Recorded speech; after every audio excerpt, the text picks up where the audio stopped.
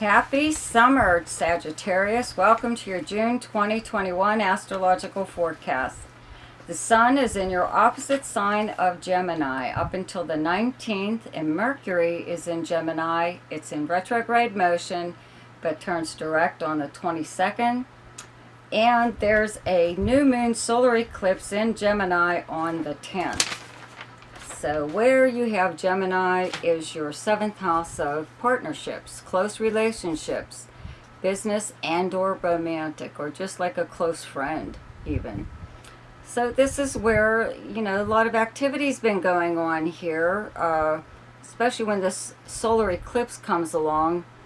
The effects of any kind of eclipse, lunar or solar, will last for months. So this new moon's a little bit different. However, it is a new moon. Okay, so it's a new beginning in your close relationships. So there might be some kind of changes or whatever that you have wanted to make. Mars was just here, so you may have had a little bit of aggression towards you as far as your partner goes. Or anyone could have been acting just a little bit too pushy towards you. So that was like in like April.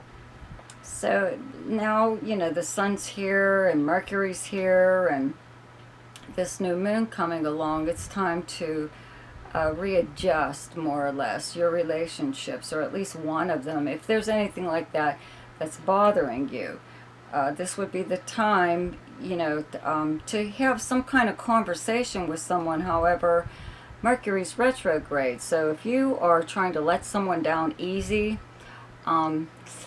they may take that as I don't know, that you're on a bit of a break or something, but you'll be back together like in a week or so or something. People just misunderstand everything kind of, no matter where Mercury is retrograde in their chart. So everyone's affected by this planet being in retrograde motion. But in your case, if you have to have something pretty important, like I said, like a conversation with a romantic partner even, they may not understand or think that they understand what you're saying, but their takeaway from it is completely different than what you meant. Okay, so you have to make sure all your communications are very clear and precise, and you get your point across, and you get out of the conversation what you wanted to. There's a reason you're having the conversation to begin with, right? This is also the house of contracts, okay? Actually written contracts. So somebody may be trying to, I don't want to say force you, but push you in to something like that, making some kind of an arrangement or agreement. And it's never a good idea to sign a contract whenever Mercury's retrograde, or get into any kind of agreement, even if it's verbal. Because when Mercury turns direct, you start having all these other questions that you forgot to ask, or you find out there's a little bit more to the arrangement than you were told, or somebody left something really, really important out of the arrangement that was very important to you. In fact, it's a goal changer, or a no-go completely.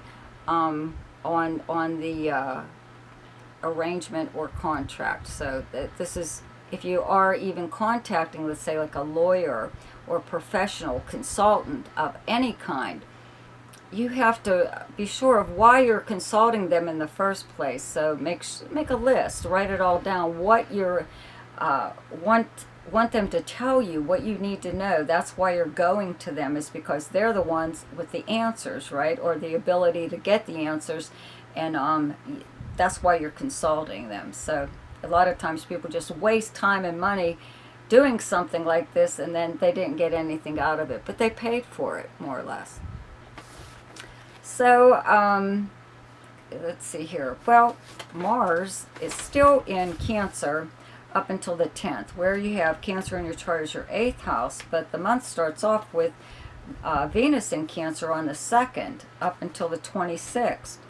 So you have Venus and Mars, the love planets, okay, and the Sun moves into Cancer on the 20th. So, it's a very nice house. It's a money house though, and it is a it's jointly held resources. It's many, many things, but one of them is a partner's resources. Okay, so maybe that's what some of this conversation is about when, with the sun in Gemini and everything, and this new moon in Gemini in your seventh house. So maybe you're discussing, let's say, even business relationship that you have. Who owns so much of the company, or who owes whatever, or if this is a spouse or something like that. Who has spent more money? Whose debt is this? Is it mine? Do I share it, or is it actually just yours? So that's just one aspect. Okay, this is also the house of other people's resources and money.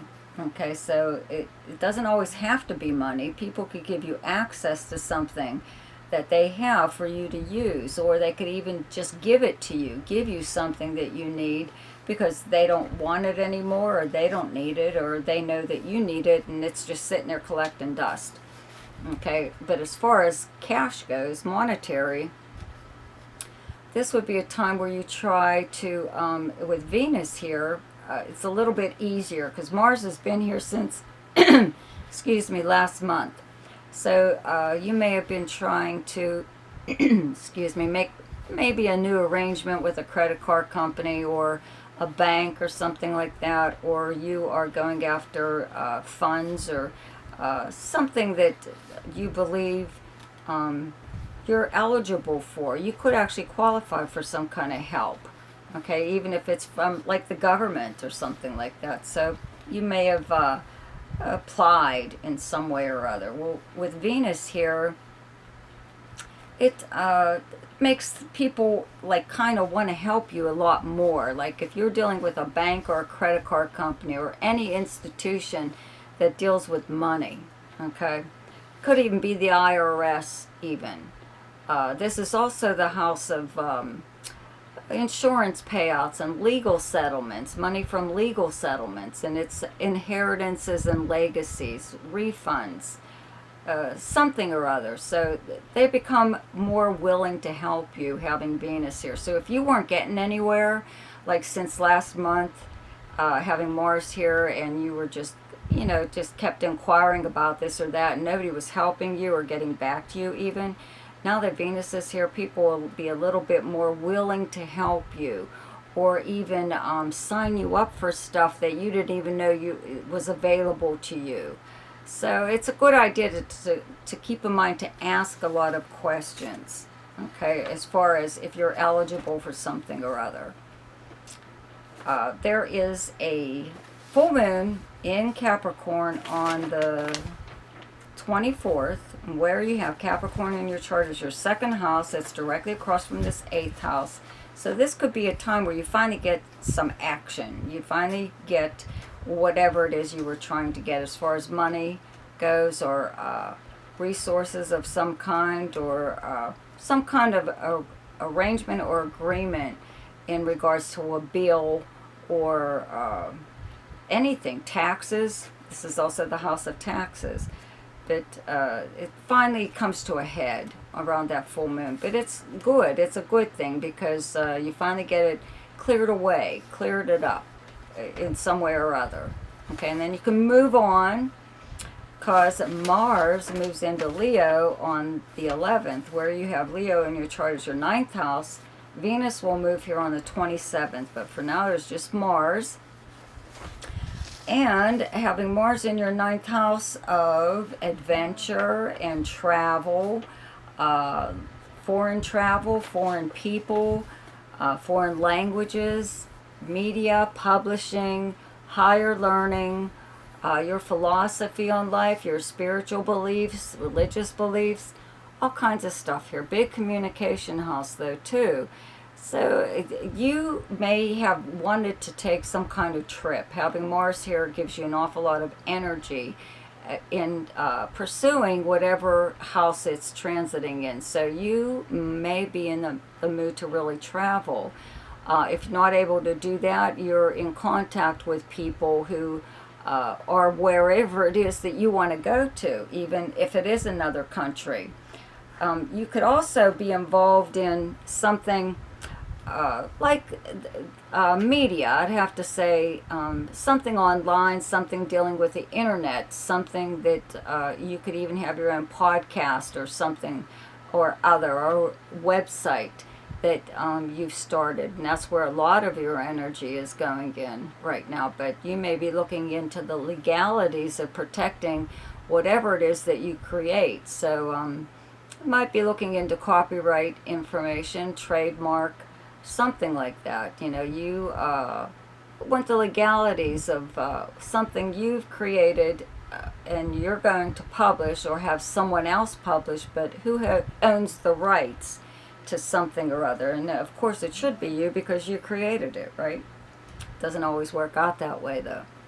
So also, this is the house of legal matters, and if you were wanting to get something moving, if you were involved in anything like that, I really don't see anything like that though in your chart. This would be the time that you would do something like that. Having Mars here, like I said, makes you very energetic and very interested in whatever this house governs, and one of those things is legal matters or learning. Okay, this is the house of higher learning, but you can also learn on your own, or you could have someone show you how to do something. So you might decide to take up whatever. Could be anything at this time, but I'd have to say, because you're the big travel person of the Zodiacs, I'd have to say travel. I'd say your heart's kind of in the area where you would like to go somewhere. Okay. Now, Jupiter is in Pisces very briefly, okay, till the end of July. Where you have Pisces in your chart is your 4th house, and it turns retrograde on the 20th, and Neptune is in Pisces. It's been here for years now, and it also turns retrograde on the 25th. So you have Jupiter and Neptune retrograde in your 4th house of your home, your actual physical place where you live. Okay, and the property surrounding it, this is your family life. If you have a roommate, or even if you live alone, it's where your home is. Okay, it's also your past and your childhood, how you were raised and stuff. You know, having Mars in your 9th house of like philosophy and your background, your how you were raised is more or less like your 4th house, but the 9th house is your background and what kind of nationality you are. So things like this could kind of, I don't know, could be interesting to you at this time. I don't think you're going to find out too much about your past or your childhood that you didn't already know, but you might decide to do one of those heritage kind of things, you know, where you send in your DNA and ancestry or something or other. You may decide to do something like this and find out a lot of really interesting things about where it is that you live. Okay, your home or the property. A lot of times, you know, records get lost through the years, and we're talking not decades, centuries even. And maybe your home is old and it goes all the way back to the 19th century, maybe even 1800s, something like that, you know. You could discover something really unique and possibly a treasure of some kind on your property. So, okay, well, that's pretty much it there. Okay, the best time to do something each month is when the moon is in your own sign, and the moon is in Sagittarius on the 22nd, 23rd, and 24th. The best time to lay low is when the moon is in your opposite sign, and your opposite sign is Gemini, and those days are the 8th, 9th, and 10th. The best time for romance, recreation, creativity, fun, gambling, or speculation, and anything to do with children is the 3rd, 4th, 5th, 18th, 19th, and 20th. The best time for money is the 11th, 12th, 13th, 24th, 25th, and 26th. The best time for your career is the 16th and 17th. And the best time for communication and travel is the 13th, 14th, 15th, 26th, 27th, and 28th. So I'd like to remind you to subscribe to my channel and click on the little bell there. It will, that's a notification bell. You'll be notified each time I upload something. Check out my Mercury retrograde video. There's a link to it in the description box below, along with a link to my website if you would like to have your personal chart done. And there's an Ask Me a Question section also in the description box below. And check out my weekly forecast. I will see you next week. Goodbye.